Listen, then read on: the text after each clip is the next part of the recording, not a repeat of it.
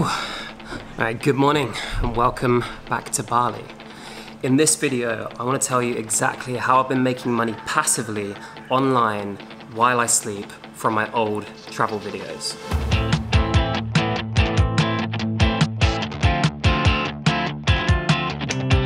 Now, some of you may have heard of this already, and some of you might be completely new, but I'm talking about the idea of stock footage. And it's not particularly sexy. It's not like, oh wow, it's not gonna make you rich, and it's not really, it might blow your mind, but it's not really gonna set the world on fire, but it is a good way of making consistent passive income. And I've been doing it for the past year and a half. I wanna share with you exactly how I'm doing it. By the way, if you're not into travel filmmaking or video production or making money online passively, then this video probably isn't for you, and I'd skip it. But for those of you that are still here, then I'm going to go through all of the details of how I make money using stock footage. So firstly, what is stock footage? Good question. Basically, if I have a shot of, let's say, Kilimanjaro, and a company wanted to create a video of Kilimanjaro, but they don't want to send a whole team out to go and film it because that would be quite expensive. Instead of doing that, they can go to a stock website and license a clip of mine of Kilimanjaro to use in their own production. It will be a one-time use, or depending on the license they pay for, it will be multiple uses or not, and they get the ability to use it, and then I get paid for that. It's not a new idea really. It's been around for a while, but I only found out about it about a year and a half ago, and I've only been consistently doing it for the past year. So just to give you a better idea, here are some examples of what I've been selling over the past 12 months.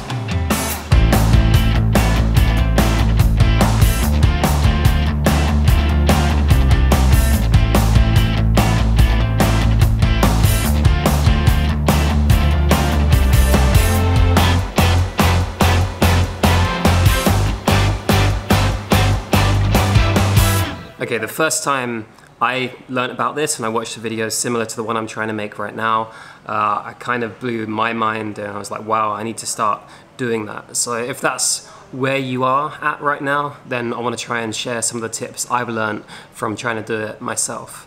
And the one thing I want to say straight away is that you're not going to get crazy rich from it. You're not suddenly just going to start, it's not like you're going to upload a few clips and then suddenly start making crazy money. But what you will do is have the ability to make consistent money for the next 10 years or even longer. As long as these stock websites exist, then the clips you've uploaded can be making money for you. And that's one of the great things, because there's no maintenance involved. You don't have to do anything with those clips. Once they're up, they're up. So that's the what. And now I want to kind of move on to the how you can do it and how I've done it over the past year and a half. When you first look at stock footage, there are plenty of sites to consider. There are the big ones like Shutterstock and Pond5, Getty, Adobe Stock, Storyblocks, and if you were going to upload to all of them, and bearing in mind each time you upload you also have to do the title and the description, the tags and the metadata, it's going to take you a lot of time, and that was what initially put me off trying to do this. Enter Blackbox. Caveat, by the way, this is completely unsponsored. Like, I'm not in any way sponsored, but it is such a good service that I'm making a video about it because it's something I use all the time. Now with Blackbox, you upload once and then they distribute to the top stock sites. I think it's 15% on the sale side, so you don't pay anything up front, but they take 15% of any sale for being that middleman. And now for me, that's worth it, because the opportunity cost of spending all that time doing it myself when something might not sell is not really worth it for me. So I'd rather have Blackbox do that for me, and then they take 15% on the sale side. But here's the really cool thing. So right now I've got 3,500 clips uploaded on Blackbox, and I've done next to none of the work in editing, uploading, and doing all the metadata. Instead, I've partnered with curators that are taking a percentage of the final sale to do that work for me. So from footage that I'd already filmed and had nothing to do with anymore, initially I used it for a vlog and then it's just sat there on my hard drives. I then sent that via Google Drive or WeTransfer or whatever file sharing site you want to use. I sent that to a curator that's then cut it up into stock clips, uploaded it to Blackbox, which uploads it to the other websites, and then when that sells, they take a percentage of the sale, and I take a percentage of the sale. If you want to get someone to do full curation, which is everything from start to finish, that's 40%, and if you want someone to just do like the metadata and keywords, that's 20%. I know this is a lot of information, but I'm going to include some resources in the description below because that's what helped me to get started. So go check out those videos and you'll have a better breakdown of how it all works. Now, when you do want to get started, there's a great Facebook group as well. I think it's Blackbox members that you can find curators to do all of that work for you and agree on a percentage split. Again, not sponsored.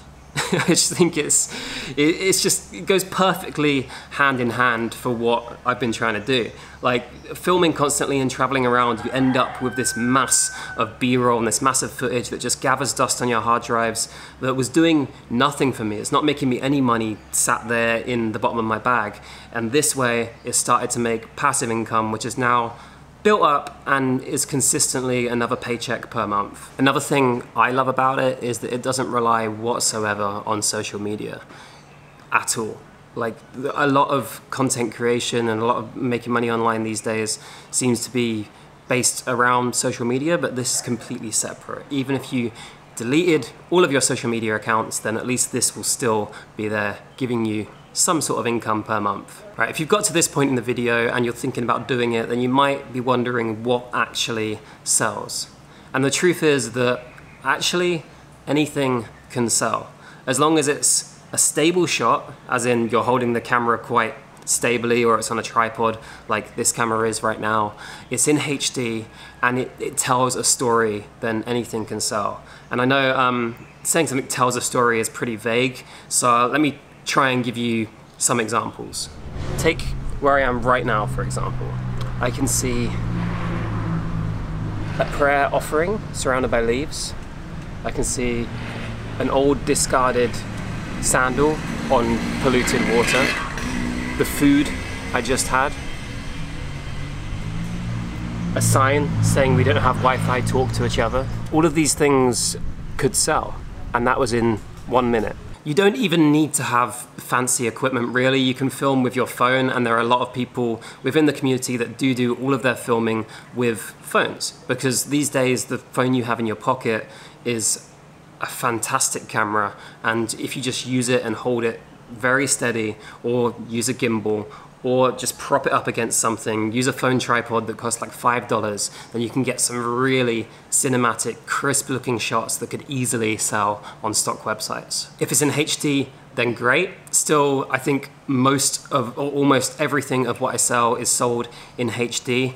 But if you can film it in 4K, then you kind of have the future proofing as well. Because if you can upload everything in 4K, then the general idea is that that stuff will continue selling for the next 10, 15 years. Where if it's in HD, then maybe it will only be the next 2 or 3 years before everyone sort of switches across to 4K. It might be longer than that, who knows, like how many people actually watch 4K TVs, but that's just like the idea right now. Now obviously the more professional and unique you can make each shot, the better. If you have an amazing camera, then use it, but don't let that stop you. I mean, if you have whatever you have in your pocket or in your camera bag will be more than enough to sell on stock websites. So like, just get started and then you'll start seeing the results. Some of the stuff that I've sold has been on my old Canon PowerShot S120 from like 4 years ago because I started mining through my old hard drives, and then also from random phones I've had as well. Like it really doesn't matter that much, it just depends on what the shot is. So how much? I put in the thumbnail, I've made blah de blah, which is like, you know, good clickbait thumbnail stuff. But how much have I actually made in total from this year? Drum roll please. Right, so it's just over $2,000. Now, like I said, you're not gonna get super rich from it, but the beautiful thing about it is that it will continue to go up over time. So like I've got 3,500 clips up right now, and that's making me between $300 and $400 a month, but that's with only 3,500. If I upload another 2,000 in 2020, and then I upload another 3,000, and upload another 5,000, or whatever. Imagine in 5 years' time I have 20,000 clips, while I've still been learning and improving and upgrading my camera gear, using the money that I've earned from the passive income and reinvesting it back into better gear. Imagine what that number could be. And even if I completely stop, let's say I stop YouTube, I stop filming, I stop creating content, then that income will still be there. And that's one of the things I completely love about it, because I get an email each time it makes a sale. So each time one of my clips sells on one of the platforms, it comes back through Blackbox, and I'll have an email saying, you have new Blackbox earnings. And it could be when I'm asleep or when I'm out for a meal or something, and I just look at my phone, it's I just made 30 bucks. That is passive income, and that's why I love it. Not sponsored. Honestly, in my opinion, anyone that makes videos with B-roll should be doing this. It's a win-win, and it doesn't take up a lot of your time or hardly any of your time if you're using curators and you have a relationship. You just ping it over to the same person and it all goes up in the background. All you have to do is go and improve. That is the whole long and short of it. And like I said, I will include some links below, so if you want to learn more about stock footage, if this is just your introduction to it, then I would definitely recommend to go watch these videos as well, because that's how I learn, and that's how I've continued to learn as well. There's no, like, you can always learn more. And there are great people out there that are doing it a lot better than I am. I'll also include the link for Blackbox, and last time I mentioned it was about 1.5 years ago, and someone called me out for including the referral link, saying the only reason I was doing this video was that. Well, it's not, because over the last 1.5 years, I've made about $4 in referrals, so trust me, that's not the reason. I just wanted to let you know, because, and actually, people that know me as well, I'm constantly telling them to get on Blackbox, because I love the idea of it. I love the whole passive nature of it, and I think if you're making YouTube videos, especially travel stuff, then there's an opportunity you're missing out on right here. You should still fully put your effort into YouTube, into your content creation, into client projects or whatever else it is, but as a side gig, then I think Blackbox is a great way of making a side income. And that is just about it. I think I spoke pretty quickly. I had a few coffees today, but I hope that it helps. And if this is just your first introduction to stock footage, then I think it's going to be an interesting journey ahead. That sounds so lame. Have an interesting journey ahead, guys. Do that YouTube thing where you like and comment if you enjoyed this video. I'm gonna leave it there and just say thank you for watching. I'm going a bit mad. I need another coffee. See you soon in the next video. Bye bye. Ta-ra.